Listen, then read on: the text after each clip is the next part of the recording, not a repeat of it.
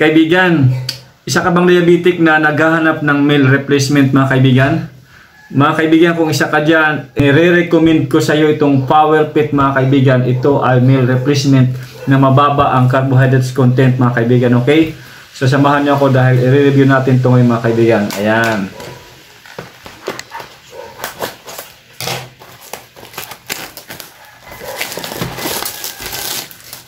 So ito ay may 7 sachet.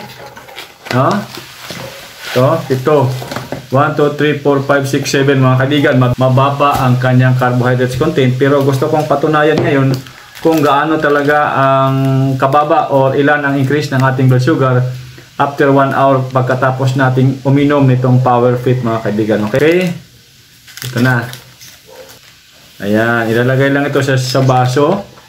Tapos lalagyan natin ng siyempre mainit na tubig.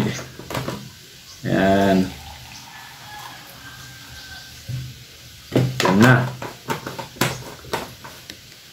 So ito na yung ating meal replacement mga kaibigan, no?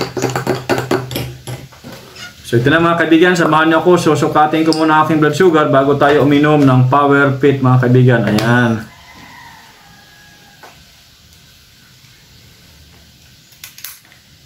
Ito na.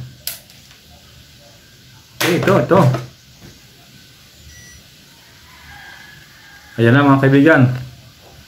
Kita ba dyan? Yan. Okay. So yan mga kaibigan, no? Yan ang ating blood sugar ngayon.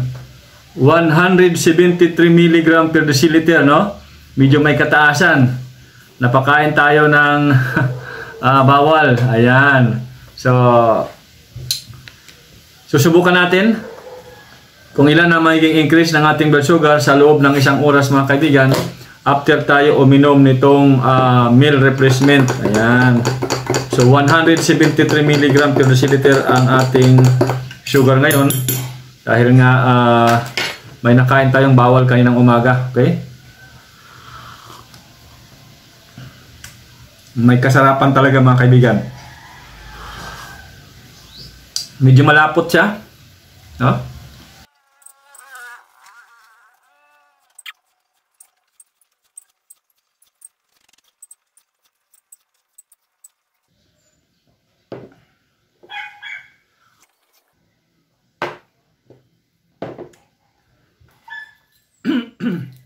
Ayan mga kaibigan, no? So 10:55 na ng umaga, mamayang 11:55 ay susukatin natin ang ating blood sugar para makuha natin yung glycemic load ng ating na-review na Power Fit sa loob ng 1 oras mga kaibigan, okay?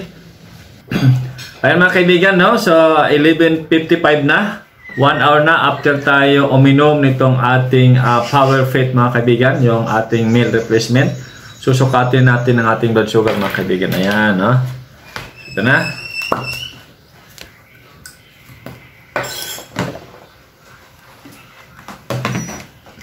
$173 kanina.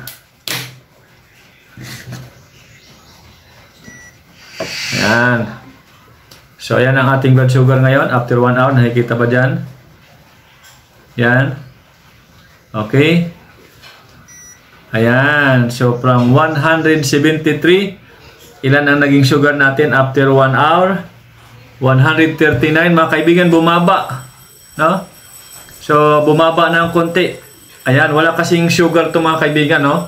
Walang masyadong carbohydrates at wala ring masyadong sugar, no? May konti-konti lang. So, sa loob ng 1 oras ay nagamit na natin yung energy at yung ininom natin ay hindi naman masyadong mataas ang carbohydrates content. Pero mga kaibigan, base lang ito sa resulta ng aking katawan, no?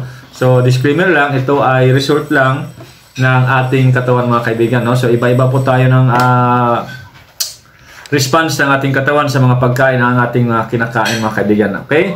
Thank you very much sa patuloy nyong pagsuporta sa ating channel. Huwag nyong kalimutang mag-subscribe, mag-like at mag-share sa ating mga video.